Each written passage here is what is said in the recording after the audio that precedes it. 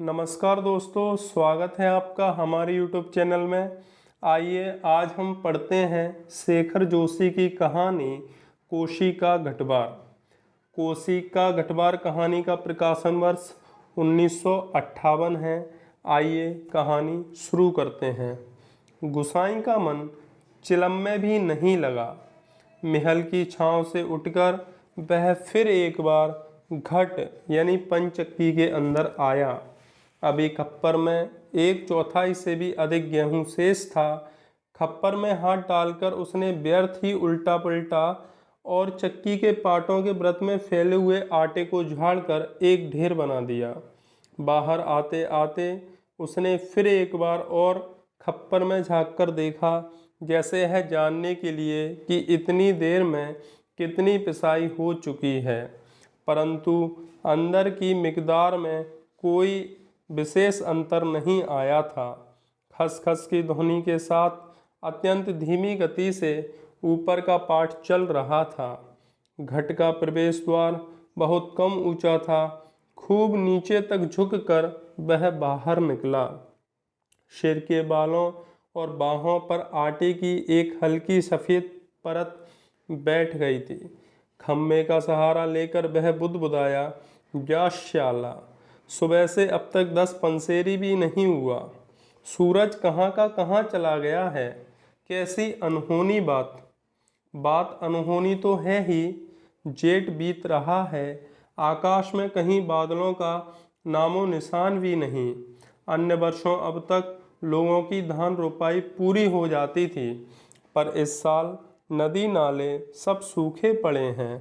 खेतों की सिंचाई तो दरकिनार, बीच की क्यारियां तक सूखी जा रही हैं। छोटे नाले गुलों के किनारे के घट महीनों से बंद हैं। कोसी के किनारे हैं गुसाई का यह घट, पर इसकी भी चाल ऐसी कि लट्टू घोड़े की चाल को मात देती है। चक्की के निचले खंड में छिच्छर छिच्छर की आवाज़ के साथ पानी को काटती हुई मथानी चल रही थी। कितनी धीमी आवाज़। अच्छे खाते पीते ग्वालों के घर में दही की मथानी इससे ज़्यादा शोर करती है। इसी मथानी का वह शोर होता था कि आदमी को अपनी बात नहीं सुनाई देती, और अब तो भले नदी पार कोई बोले तो बात यहाँ सुनाई दे जाए। छप छप छप पुरानी फौजी पैंट को घुटनों तक मोड़कर गुसाई पानी की गूल के अंदर चलने लगा। कहीं कोई सुराख निकाश हो तो बंद कर दे, एक बूंद पानी भी बाहर ना जाए। बूंद बूंद की कीमत है इन दिनों। प्राह आधा फरलांग चलकर वह बांध पर पहुंचा। नदी की पूरी चौड़ाई को घेरकर पानी का बहाव घट की गूल की ओर मोड़ दिया गया था। किनारे की मिट्टी घास लेकर उसने बांध में 1-2 स्थान पर निकास बंद किया और फिर गुल के किनारे किनारे चलकर घट के पास आ गया। अंदर जाकर उसने फिर पाटों के व्रत में फैले हुए आटे को बुहार कर ढेरी में मिला दिया। खप्पर में अभी थोड़ा बहुत गेहूं शेष था। वह उठकर बाहर आया। दूर रास्ते पर एक आदमी सिर पर पिशान रखे उसकी ओर आ रहा था। गुसाई ने उसकी सुविधा का ख्याल कर वहीं से आवाज़ दे दी, हे हो, यहाँ लंबर देर में आएगा। 2 दिन का पिसान अभी जमा है। ऊपर उमेर सिंह के घट में देख लो। उस व्यक्ति ने मुड़ने से पहले एक बार और प्रयत्न किया। ऊंचे स्वर में पुकार कर बोला, जरूरी है जी, पहले हमारा लंबर नहीं लगा दोगे? गुसाई होठों ही होठों में मुस्कुराया। शाअल्लाह, कैसा चीखता है, जैसे घट की आवाज़ इतनी हो कि मैं सुन न सकूं। कुछ कम ऊंची आवाज़ में उसने हाथ लाकर उत्तर दे दिया, यहाँ जरूरी का भी बाप रखा है जी, तुम ऊपर चले जाओ। वह आदमी लौट गया। महल की छांव में बैठकर गुसाई ने लकड़ी के जलते कुंदे को खोदकर चिलम सुलगाई और गुड़ गुड़ करता हुआ धुआं उड़ाता रहा। खसर खसर चक्की का पाठ चल रहा था। किट किट किट किट खप्पर से दाने गिराने वाली चिड़िया पाठ पर टकरा रही थी। छिच्छर छिच्छर की आवाज़ के साथ मथानी पानी को काट रही थी। पत्थरों के बीच में टकने टकने तक फैला पानी क्या आवाज़ करेगा? पानी के गर्भ से निकलकर छोटे छोटे पत्थर भी अपना सिर उठाए आकाश को निहार रहे थे। दोपहरी ढलने पर भी इतनी तेज धूप, कहीं चिड़ैया भी नहीं बोलती, किसी प्राणी का प्रिय अप्रिय स्वर नहीं। सूखी नदी के किनारे बैठा गुसाई सोचने लगा, क्यों उस व्यक्ति को लौटा दिया? लौट तो वह जाता ही। घट के अंदर टच पड़े पिसान के थैलों को देखकर दो चार क्षण की बातचीत का आसरा ही होता। कभी कभी गुसाई को यह अकेलापन काटने लगता है। सूखी नदी के किनारे का यह अकेलापन नहीं, जिंदगी भर साथ देने के लिए जो अकेलापन उसके द्वार पर धरना देकर बैठ गया है, वही जिसे अपना कह सके ऐसे किसी प्राणी का स्वर उसके लिए नहीं। पालतू कुत्ते बिल्ली का स्वर भी नहीं। क्या ठिकाना है ऐसे मालिक का जिसका घर द्वार नहीं, बीवी बच्चे नहीं, खाने पीने का ठिकाना नहीं। घुटनों तक उठी हुई पुरानी फौजी पैंट के मोड़ को गुसाई ने खोला। गूल में चलते हुए वह हिस्सा थोड़ा भीग गया था, पर इस गर्मी में उसे भीगी पैंट की यह शीतलता अच्छी लगी। पैंट की सलवटों को ठीक करते करते गुसाई ने हुक्के की नली से मुंह हटाया। उसके होठों में बाएं कोने पर हल्की सी मुस्कान उभर आई। बीती बातों की याद गुसाई सोचने लगा, इसी पैंट की बदौलत यह अकेलापन उसे मिला है। नहीं, याद करने को मन नहीं करता। पुरानी, बहुत पुरानी बातें वह भूल गया है, पर हवलदार साहब की पैंट की बात उसे नहीं भूलती। ऐसी ही फौजी पैंट पहनकर हवलदार धर्म सिंह आया था। लॉन्ड्री की धुली नोकदार क्रीज वाली पैंट। वैसी ही पैंट पहनने की महत्वाकांक्षा लेकर गुसाई फौज में गया था, पर फौज से लौटा तो पैंट के साथ साथ जिंदगी का अकेलापन भी उसके साथ आ गया। पैंट के साथ और भी कितनी ही स्मृतियां मुखर हैं। उस बार की छुट्टियों की बात। कौन महीना? हाँ, बैसाख ही था। सिर पर क्रॉस खुकरी के क्रेस्ट वाली काली किस्तीनुमा टोपी को तिरछा रखकर फौजी वर्दी पहने वह पहली बार एनुअल लीव पर घर आया तो चीड़बन की आग की तरह खबर इधर उधर फैल गई थी। बच्चे बूढ़े सभी उससे मिलने आए थे। चाचा का घोट एकदम भर गया था, ठसाठस। बिस्तर की नई एकदम साफ जगमग लाल नीली धारियों वाली दरी आंगन में बिछानी पड़ी थी। लोगों को बिठाने के लिए खूब याद है, आंगन का गोबर दरी में लग गया था। बच्चे बूढ़े सभी आए थे। सिर्फ चना गुड़िया हल्द्वानी के तंबाकू का लोभ नहीं था। कल के शर्मीले गुसाई को इस नए रूप में देखने का कौतूहल भी था। पर गुसाई की आंखें इस भीड़ में जिसे खोज रही थीं, वह वहाँ नहीं थी। नाले पार के अपने गांव से भैंस के कटिया को खोजने के बहाने दूसरे दिन लक्ष्मा आई थी, पर गुसाई उस दिन उससे मिल ना सका। गांव के छोकरे ही गुसाई की जान के बवाल हो गए थे। बुड्ढे नरसिंह प्रधान उन दोनों ठीक ही कहते थे। आजकल गुसाई को देखकर सोबनिया का लड़का भी अपनी फटी घेर की टोपी को तिरछी पहनने लग गया है। दिन रात बिल्ली के बच्चों की तरह छोकरे उसके पीछे लगे रहते थे, सिगरेट बीड़ी या गपशप के लोभ में। एक दिन बड़ी मुश्किल से मौका मिला था उसे। लक्ष्मा को पात पतेल के लिए जंगल जाते देखकर वह छोकरों से कांकड़ के शिकार का बहाना बनाकर अकेले जंगल को चल दिया था। गांव की सीमा से बहुत दूर काफल के पेड़ के नीचे गुसाई के घुटनों पर सिर रखकर लेटी लेटी लक्ष्मा काफल खा रही थी। पके गदराए गहरे लाल लाल काफल। खेल खेल में काफलों की छीना झपटी करते गुसाई ने लक्ष्मा की मुट्ठी भींच दी थी। टप टप काफलों का गाढ़ा लाल रस उसकी पैंट पर गिर गया था। लक्ष्मा ने कहा था, इसे यहीं रख जाना, मेरी पूरी वहाँ की कुर्ती इसमें से निकल आएगी। वह खिलखिलाकर अपनी ही बात पर स्वयं ही हंस दी थी। पुरानी बात क्या कहा था गुसाई ने, याद नहीं पड़ता। तेरे लिए मखमल की कुर्ती ला दूंगा मेरी सुआ, या कुछ ऐसा ही। पर लक्ष्मा को मखमल की कुर्ती किसने पहनाई? पहाड़ी पार के रमुआ ने, जो तुरीनी साड़ लेकर उसे बिहाने आया था, जिसके आगे पीछे भाई बहन नहीं, माई बाप नहीं। परदेश में बंदूक की नोक पर जान रखने वाले को छोकरी कैसे दे दें हम?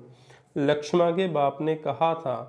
उसका मन जानने के लिए गुसाई ने टेढ़े तिरछे बात चलवाई थी। उसी साल मंगसिर को एक ठंडी उदास शाम को गुसाई की यूनिट के सिपाही किशन सिंह ने क्वार्टर मास्टर स्टोर के सामने खड़े खड़े उससे कहा था, हमारे गांव के राम सिंह ने जिद की, तभी छुट्टियां बढ़ानी पड़ी। इस साल उसकी शादी थी। खूब अच्छी औरत मिली है यार, शक्ल सूरत भी खूब है, एकदम फटाका, बड़ी हंसमुख है। तुमने तो देखा ही होगा, तुम्हारे गांव की नज़दीक की है। लक्ष्मा लक्ष्मा कुछ ऐसा ही नाम है। गुसाई को याद नहीं पड़ता कौन सा बहाना बनाकर वह किशन सिंह के पास से चला आया था। रमड़े था उस दिन। हमेशा आधा पैग लेने वाला गुसाई उस दिन 2 पैग रम लेकर अपनी चारपाई पर पड़ गया था। हवलदार मेजर ने दूसरे दिन पेशी करवाई थी। मलेरिया प्रोक्शन न करने के अपराध में सोचते सोचते गुसाई बुदबुदाया, शाला एडजुटेंट। गुसाई सोचने लगा, उस साल छुट्टियों में घर से विदा होने से एक दिन पहले वह मौका निकाल कर लक्ष्मा से मिला था। गंगानाथ जी की कसम, जैसा तुम कहोगे मैं वैसा ही करूँगी, आंखों में आंसू भरकर लक्ष्मा ने कहा था। बरसों से वह सोचता है कभी लक्ष्मा से भेंट होगी तो वह अवश्य कहेगा कि वह गंगानाथ का जागरण लगाकर प्रायश्चित जरूर कर ले। देवी देवताओं की झूठी कस्में खाकर उन्हें नाराज करने से क्या लाभ? जिस पर भी गंगानाथ का कोप हुआ वह कभी फल फूल नहीं पाया। पर लक्ष्मा से कब भेंट होगी वह नहीं जानता था। लड़कपन से संगी साथी नौकरी चाकरी के लिए मैदानों में चले गए हैं। गांव की ओर जाने का उसका मन नहीं होता। लक्ष्मा के बारे में किसी से पूछना उसे अच्छा नहीं लगता। जितने दिन नौकरी रही वह पलटकर अपने गांव नहीं आया। एक स्टेशन से दूसरे स्टेशन का वॉलंटियरी ट्रांसफ़र लेने वालों की लिस्ट में नायक गुसाई का नाम ऊपर आता रहा, लगातार 15 साल तक। पिछले बैसाख में ही वह गांव लौटा। 15 साल बाद रिजर्व में आने पर काले बालों को लेकर गया था, खिचड़ी बाल लेकर लौटा।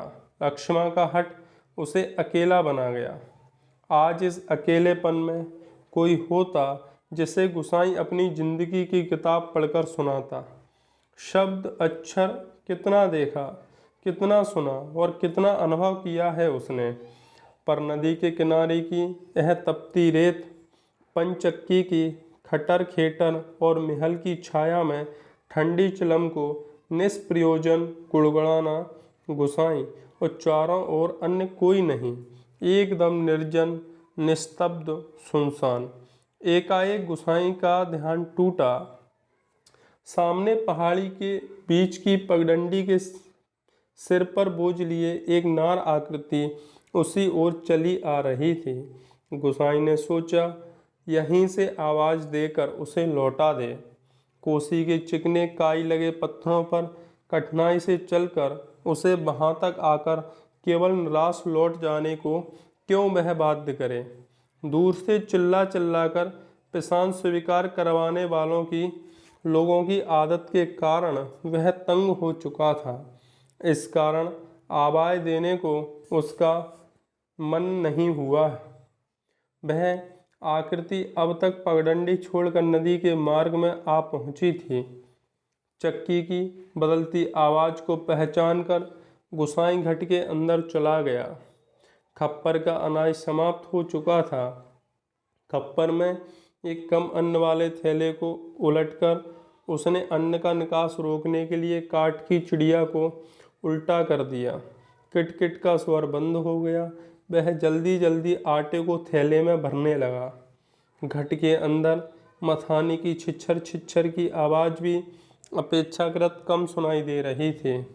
केवल चक्की के ऊपर वाले पाट की घिसटती हुई घर गराहट का हल्का धीमा संगीत चल रहा था। तभी गुसाई ने सुना अपनी पीठ के पीछे घट के द्वार पर इस संगीत से भी मधुर एक नारी का कंठ स्वर। कब बारी आएगी? रात की रोटी के लिए भी घर में आटा नहीं है?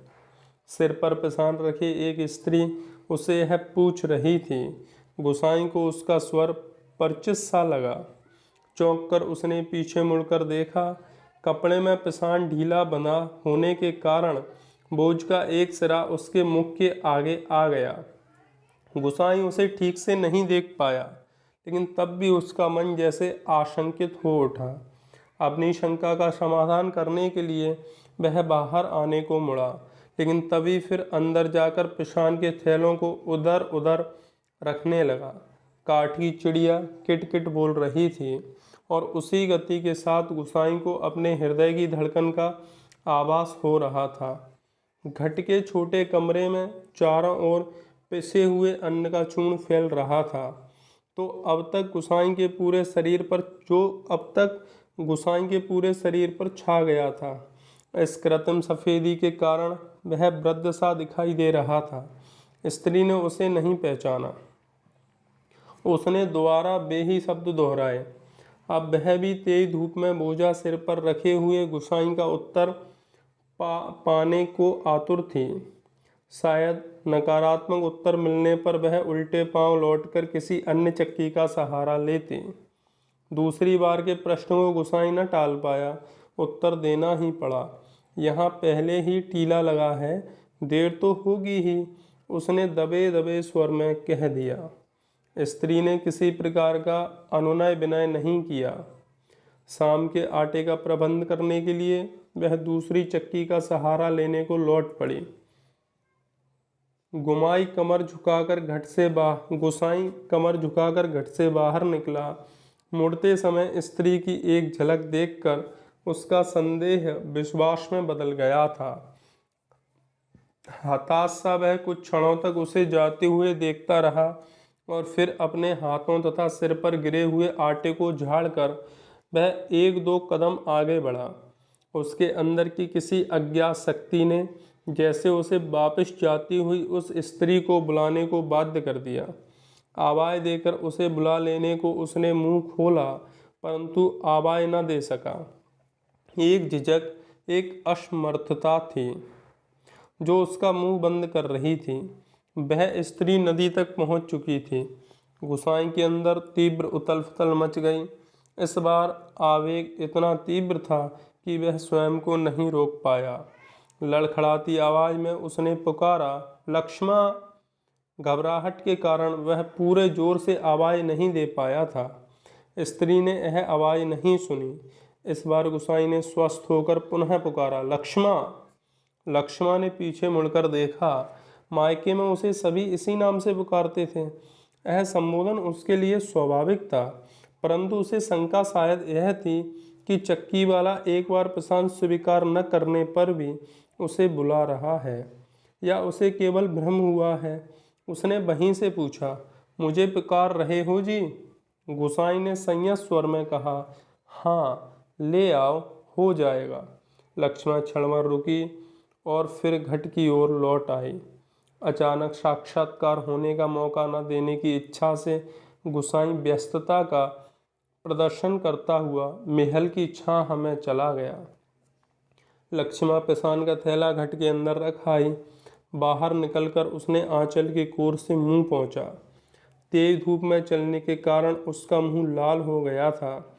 किसी पेड़ की छाया में विश्राम करने की इच्छा से उसने इधर उधर देखा। महल के पेड़ की छाया को छोड़कर अन्य कोई बैठने लायक स्थान नहीं था। वह उसी ओर चलने लगी। गुसाई की उदारता के कारण ऋणी सी होकर ही जैसे उसने निकट आते आते कहा, तुम्हारे बाल बच्चे जीते रहे घटवार जी, बड़ा उपकार का काम कर दिया तुमने।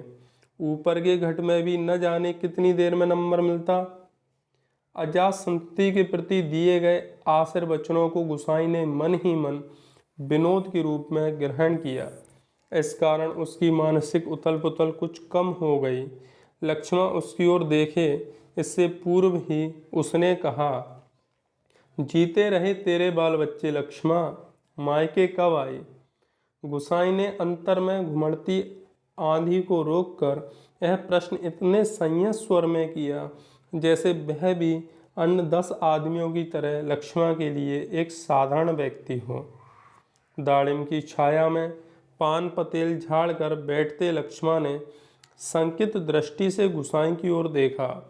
कोसी की सूखी धार अचानक जल प्लावित होकर बहने लगती तो भी लक्ष्मण को इतना आश्चर्य नहीं होता जितना अपने स्थान से केवल 4 कदम की दूरी पर गुसाई को इस रूप में देखने पर हुआ।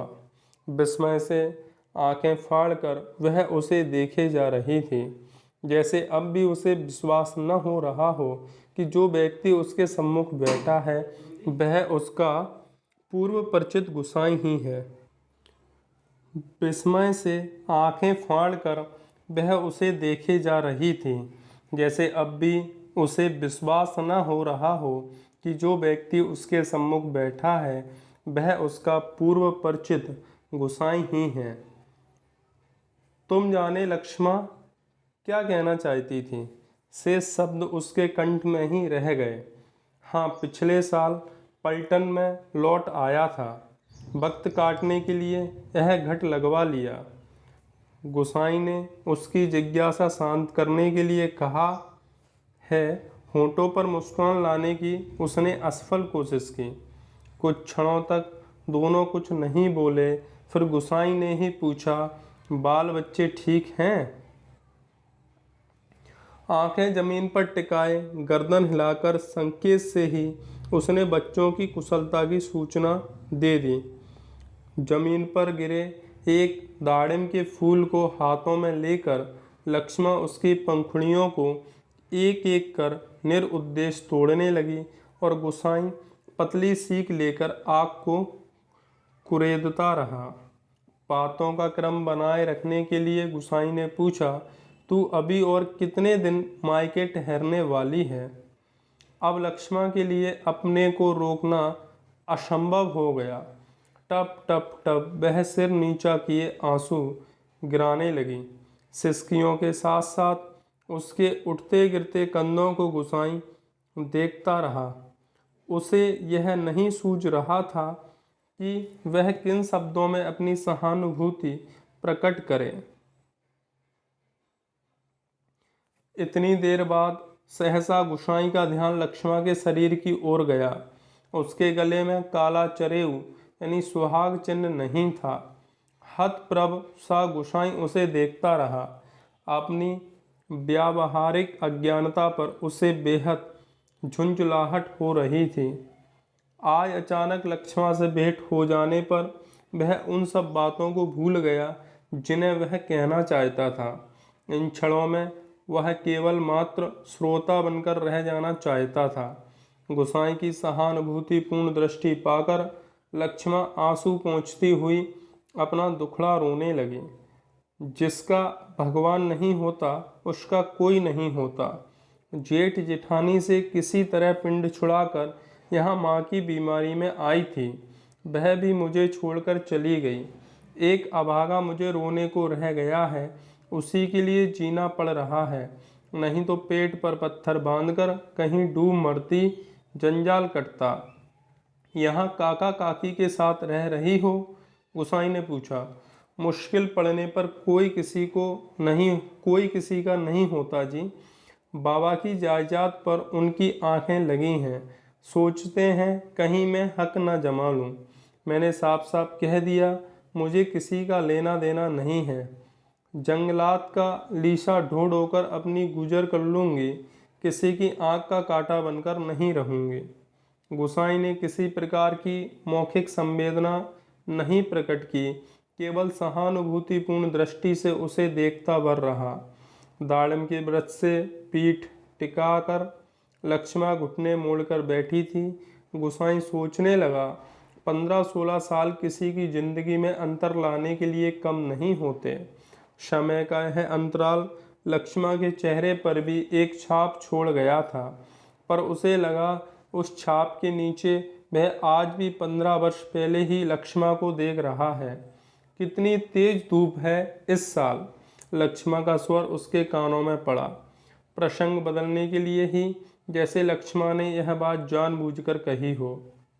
और अचानक उसका ध्यान उस ओर चला गया जहाँ लक्ष्मा बैठी थी। दाड़िम की फैली फैली अधढकी ढालों से छनकर धूप उसके शरीर पर पड़ रही थी। सूरज की एक पतली किरण न जाने कब से लक्ष्मा के माथे पर गिरी हुई एक लट को सुनहरी रंगनी में डुबा रही थी। गुसाई एकटक उसे देखता रहा। दोपहर तो बीत चुकी होगी, लक्ष्मा ने प्रश्न किया तो गुसाई का ध्यान टूटा। हाँ, अब तो 2 बजने वाले होंगे। उसने कहा, उधर धूप लग रही हो तो इधर आजा छाँव में। कहता हुआ गुसाई एक जम्हाई लेकर अपने स्थान से उठ गया। नहीं, यहीं ठीक है, कहकर लक्ष्मा ने गुसाई की ओर देखा, लेकिन वह अपनी बात कहने के साथ ही दूसरी ओर देखने लगा। घट में कुछ देर पहले डाला हुआ पिसान समाप्ति पर था। नंबर पर रखे हुए पिसान की जगह उसने जाकर जल्दी जल्दी लक्ष्मा का अनाज खप्पर में खाली कर दिया। धीरे धीरे चलकर गुसाई गूल के किनारे तक गया। अपनी अंजुली से भर भर कर उसने पानी पिया और फिर पास ही एक बंजर घट के अंदर जाकर पीतल और अलमुनियम के कुछ बर्तन लेकर आग के निकट लौट आया। आसपास पड़ी हुई सूखी लकड़ियों को बटोरकर उसने आग सुलगाई और एक कालिक पुती बटलोई में पानी रखकर जाते जाते लक्ष्मा की ओर मुंह कर कह गया, चाय का टाइम भी हो रहा है, पानी उबल जाए तो पत्ती डाल देना, पुड़िया में पड़ी है। लक्ष्मा ने उत्तर नहीं दिया। वह उसे नदी की ओर जाने वाली पगडंडी पर जाता हुआ देखती रही। सड़क किनारे की दुकान से दूध लेकर लौटते लौटते गुसाई को काफ़ी समय लग गया था। वापस आने पर उसने देखा एक 6-7 वर्ष का बच्चा लक्ष्मा की देह से सटकर बैठा हुआ है। बच्चे का परिचय देने की इच्छा से जैसे लक्ष्मा ने कहा, इस छोकरे को घड़ी भर के लिए भी चैन नहीं मिलता, जाने कैसे पूछता खोता मेरी जान खाने को यहाँ भी पहुँच गया। गुसाई ने लक्ष्य किया कि बच्चा बार बार उसकी दृष्टि बचाकर माँ से किसी चीज़ के लिए जिद कर रहा है। एक बार झुंझलाकर लक्ष्मा ने उसे छिड़क दिया, चुप रहा, अभी लौटकर घर जाएंगे, इतनी सी देर में मरा क्यों जा रहा है। चाय के पानी में दूध डालकर गुसाई फिर उसी बंजर घट में गया। एक थाली में आटा लेकर वह गुल के किनारे बैठा बैठा उसे गूंथने लगा। महल के पेड़ की ओर आते समय उसने साथ में 2-1 बर्तन और ले लिए। लक्ष्मा ने बटलोई में दूध चीनी डालकर चाय तैयार कर दी थी। एक गिलास, एक एल्यूमिनियम का मग और एक एल्यूमिनियम के मैस्टिन में गुसाई ने चाय डालकर आपस में बांट ली और पत्थरों से बने बेढंगे चूल्हे के पास बैठकर रोटियां बनाने का उपक्रम करने लगा। हाथ का चाय का गिलास जमीन पर टिकाकर लक्ष्मा उठी। आटे की थाली अपनी ओर खिसकाकर उसने स्वयं रोटी पका देने की इच्छा ऐसे स्वर में प्रकट की कि गुसाई ना न कह सका। वह खड़ा खड़ा उसे रोटी पकाते हुए देखता रहा। गोल गोल डिबिया सरी की रोटियां चूल्हे में खिलने लगीं। वर्षों बाद गुसाई ने ऐसी रोटियां देखी थीं, जो अनिश्चित आकार की फौजी लंगर की चपातियों या स्वयं उसके हाथ से बनी बेडोल रोटियों से एकदम भिन्न थी। आटे की लोई बनाते समय लक्ष्मा के छोटे छोटे हाथ बड़ी तेजी से घूम रहे थे। कलाई में पहने हुए चांदी के कड़े जब कभी आपस में टकरा जाते तो खन खन का एक अत्यंत मधुर स्वर निकलता। चक्की के पाट पर टकराने वाली काठ की चिड़ियों का स्वर कितना नीरस हो सकता है, यह गुसाई ने आज पहली बार अनुभव किया। किसी काम से वह बंजर घट की ओर गया और बड़ी देर तक खाली बर्तन डिब्बों को उठाता रखता रहा। वह लौटकर आया तो लक्ष्मण रोटी बनाकर बर्तनों को समेट चुकी थी और आटे में सने हाथों को धो रही थी। गुसाई ने बच्चे की ओर देखा। वह दोनों हाथों में चाय का मग थामे टकटकी लगाकर गुसाई को देखे जा रहा था। लक्ष्मण ने आग्रह के स्वर में कहा, चाय के साथ खानी हो तो खा लो, फिर ठंडी हो जाएंगी। मैं तो अपने टाइम से ही खाऊंगा। यह तो बच्चे के लिए स्पष्ट कहने में उसे झिझक महसूस हो रही थी, जैसे बच्चे के संबंध में चिंतित होने की उसकी चेष्टा अनधिकार हो। ना ना जी, वह तो अभी घर से खाकर ही आ रहा है। मैं रोटियां बनाकर रख आई थी। अत्यंत संकोच के साथ लक्ष्मण ने आपत्ति प्रकट कर दी। हाँ, यूं ही कहती है। कहाँ रखी थी रोटियां घर में? बच्चे ने रुआसी आवाज में वास्तविक स्थिति स्पष्ट कर दी। वह ध्यानपूर्वक अपनी माँ और इस अपरिचित व्यक्ति की बातें सुन रहा था और रोटियों को देखकर उसका संयम ढीला पड़ गया था। चुप! आंखें तरेर कर लक्ष्मण ने उसे डांट दिया। बच्चे के इस कथन से उसकी स्थिति हास्यास्पद हो गई थी। लज्जा से उसका मुंह आरक्त हो उठा। बच्चा है, भूख लगाई होगी, डांटने से क्या फायदा?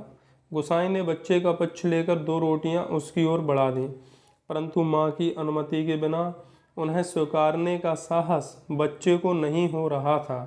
वह ललचाई दृष्टि से कभी रोटियों की ओर, कभी माँ की ओर देख लेता था। गुसाई के बार बार आग्रह करने पर भी बच्चा रोटियां लेने में संकोच करता रहा, तो लक्ष्मण ने इसे झिड़क दिया, मर, अब ले क्यों नहीं लेता? जहाँ जाएगा वहीं अपने लक्षण दिखाएगा। इससे पहले कि बच्चा रोना शुरू कर दे, गुसाई ने रोटियों के ऊपर एक टुकड़ा गुड़ का रखकर बच्चे के हाथों में दिया। भरी भरी आंखों से इन अनोखे मित्र को देखकर बच्चा चुपचाप रोटी खाने लगा और गुसाई कौतुकपूर्ण दृष्टि से उसके हिलते हुए हाथों को देखता रहा। इस छोटे से प्रसंग के कारण वातावरण में एक तनाव सा आ गया था, जिसे गुसाई और लक्ष्मण दोनों ही अनुभव कर रहे थे। स्वयं भी एक रोटी को चाय में डुबाकर खाते खाते गुसाई ने जैसे इस तनाव को कम करने की कोशिश में ही मुस्कुराकर कहा, लोग ठीक ही कहते हैं, औरत के हाथ की बनी रोटियों में स्वाद ही दूसरा होता है। लक्ष्मण ने करुण दृष्टि से उसकी ओर देखा। गुसाई हो होकर खोखली हंसी हंस रहा था। कुछ साग सब्जी होती तो बेचारा एक आधी रोटी और खा लेता। गुसाई ने बच्चे की ओर देखकर अपनी व्यवस्था प्रकट की। ऐसी ही खाने पीने वाले की तकदीर लेकर पैदा हुआ होता तो मेरे भाग्य क्यों पड़ता? 2 दिन से घर में तेल नमक नहीं है। आज थोड़े पैसे मिले हैं, आज ले जाऊंगी कुछ सौदा।